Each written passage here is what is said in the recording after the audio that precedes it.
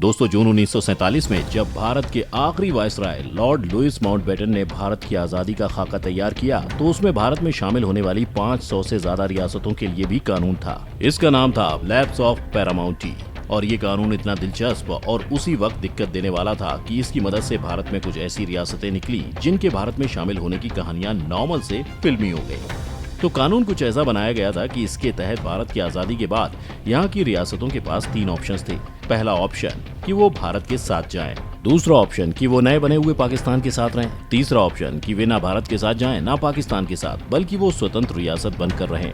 अब दोस्तों, हुआ ये कि इन्हीं 3 ऑप्शंस के बलबूते पर देश की कुछ रियासतें आजादी के साथ ही भारत में शामिल होने की तैयारी कर चुकी थी। हो सकता है कि इसमें से आपने गैस करते हुए निजामों की रियासत हैदराबाद को याद कर लिया हो, लेकिन हैदराबाद की कहानी तो सबको पता है और ऐसी जरूरी रियासतों के भारत से अलग होने की कहानी सुनाते हैं। नंबर 1, त्रावणकोर। दोस्तों, आज जिस केरला को आप जानते हैं वो कभी कोचीन और त्रावणकोर में बटा हुआ था और ये दोनों अलग अलग रियासतें थीं, लेकिन आजादी के बाद त्रावणकोर पहली रियासत थी जिसने भारत को आधिकारिक आजादी मिलने से पहले ही घोषणा कर दी थी कि जैसे ही ब्रिटेन भारत की सत्ता छोड़ेगा वो स्वतंत्र हो जाएगी। त्रावणकोर के राजा चिथिरा थिरुनल बलराम वर्मा ने खुद अपनी रियासत की स्वतंत्रता की घोषणा की, जबकि कहा यह जाता है कि बलराम वर्मा के इस फैसले के पीछे उनके दीवान सीपी रामास्वामी अय्यर थे। राजा जी सिर्फ उनके फैसले पर मोहर लगाते थे।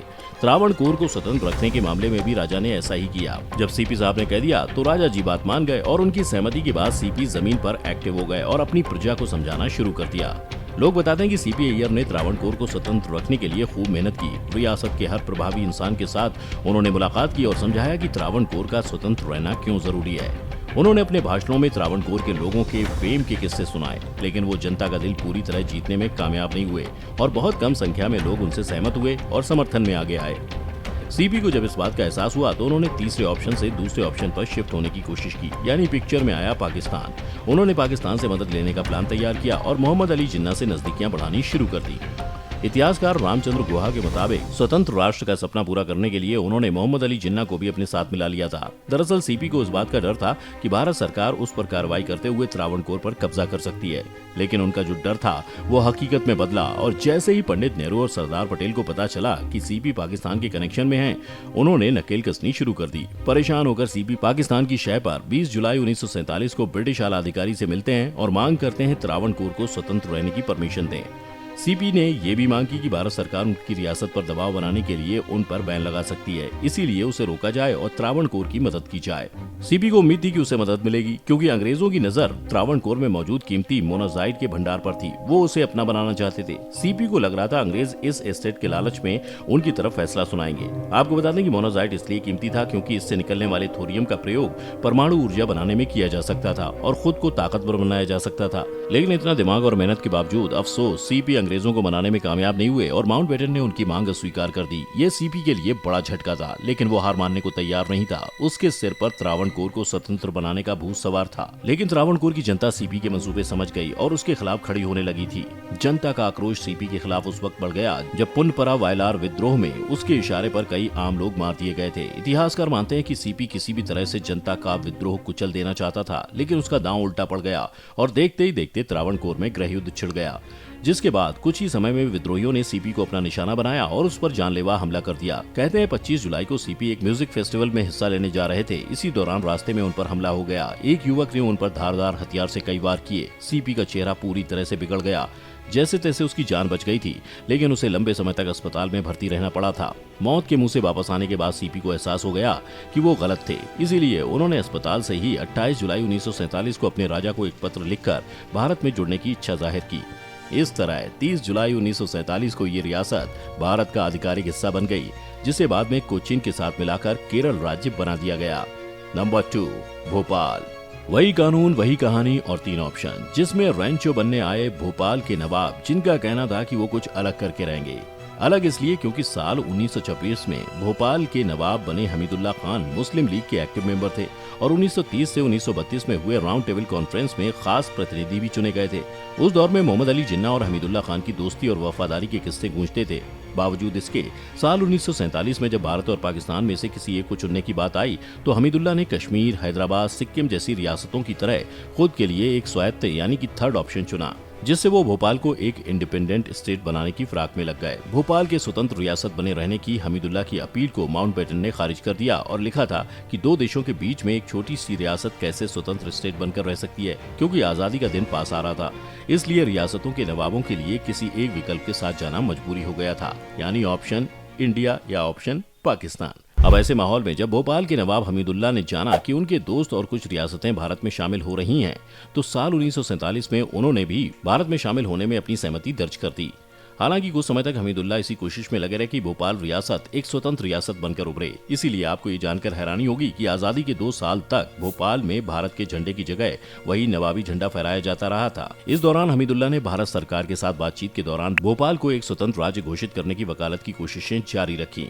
अब वो ऐसा क्यों चाहते थे? उसका मसला ये था कि भोपाल एक मुस्लिम नवाबी स्टेट था, लेकिन वहाँ आबादी हिंदू बहुल थी। जब नवाब के अलग रहने की इच्छा सामने आई तो दिसंबर 1948 में भोपाल में एक जन आंदोलन शुरू हुआ। इसके बाद एक बार जब नवाब हज के लिए गए हुए थे तो शंकर दयाल शर्मा, भाई रतन कुमार गुप्ता जैसे नेताओं के नेतृत्व में भोपाल के भारत में विलय के लिए मर्जर मूवमेंट शुरू हुआ। जैसे जैसे आंदोलन ने जोर पकड़ा तो वैसे ही नवाबी व्यवस्था ने इसे कुचलने की कोशिश भी की, जिसमें कुछ आंदोलनकारी शहीद हुए और शर्मा जैसे कुछ नेताओं को कई महीनों के लिए जेल। भोपाल के भारत में विलय के लिए मर्जर मूवमेंट शुरू हुआ। जैसे जैसे आंदोलन ने जोर पकड़ा तो वैसे ही नवाबी व्यवस्था ने इसे कुचलने की कोशिश भी की, जिसमें कुछ आंदोलनकारी शहीद हुए और शर्मा जैसे कुछ नेताओं को कई महीनों के लिए जेल में रहना पड़ा। भोपाल में आंदोलन इतना तेज भड़का कि नवाबी पुलिस ने आंदोलनकारियों पर गोलियां चलवा दी और इसमें कई आंदोलनकारी शहीद हो गए। तब सरदार पटेल ने अपने सबसे खास ऑफिसर वीपी मेनन को माहौल को काबू में करने के लिए कहा। ऐसे में मेनन ने भोपाल के नवाब पर दबाव बनाया और साथ में एक करार किया, जिसके बाद 1 जून 1949 तक भोपाल भारत में शामिल हुआ। तब पहली बार भोपाल में फॉर्मल रूप से तिरंगा लहराया और नवाबी झंडा उतारा गया।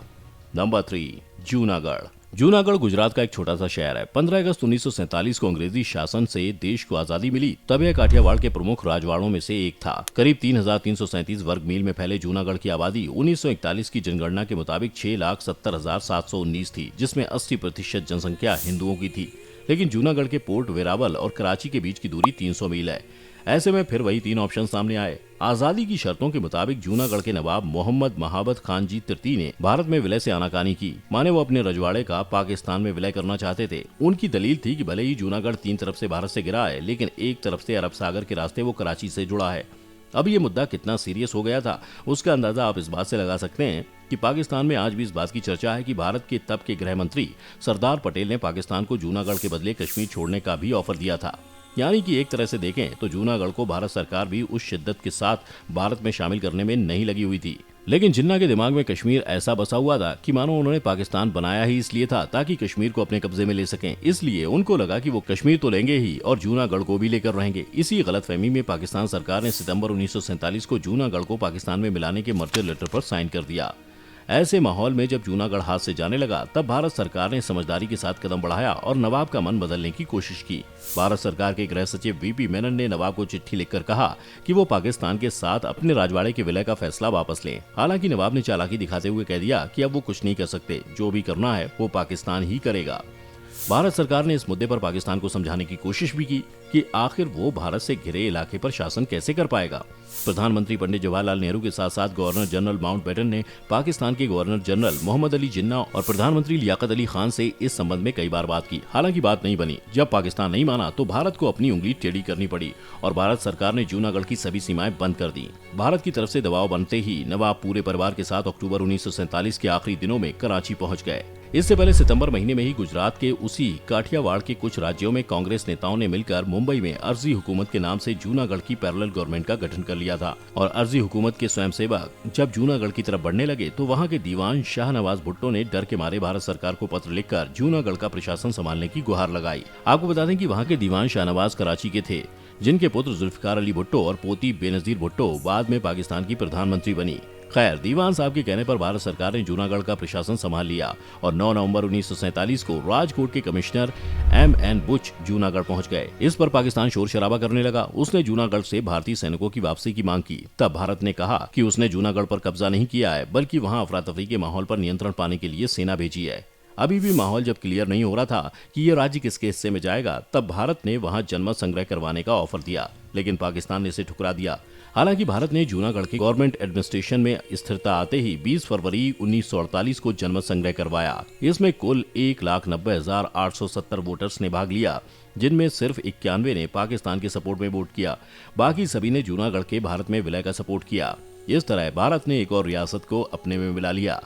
इसके अलावा 2 और रियासतें हैं जिनमें हैदराबाद की कहानी तो अलग से ही आपने सुनी होगी, लेकिन आपको जानकर हैरानी होगी कि जोधपुर के राजा भी खुद को भारत के बजाय पाकिस्तान में शामिल करवाना चाहते थे। जी हाँ दोस्तों, हिंदू बाहुल्य राज्य और हिंदू शासक होने के बावजूद जोधपुर का भारत में शामिल होने से इनकार करना उन दिनों काफी अजीब मामला था।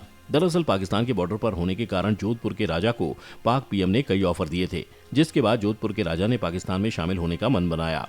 इस बात की जानकारी जब वल्लभ भाई पटेल को हुई तो उन्होंने जोधपुर के राजा से बात की और मामले को सुलझाया और फिर जाकर वो भारत का हिस्सा बना। इस तरह से देखें तो जो भारत आज हम देखते हैं उसके बनने में आजादी के बाद बहुत पापड़ बेले गए हैं। आपको इन राज्यों में से किसकी कहानी पसंद आई हमें कमेंट करके जरूर बताएं। साथ ही वीडियो को लाइक और शेयर करना ना भूलें और हमारे चैनल को सब्सक्राइब भी कर लें।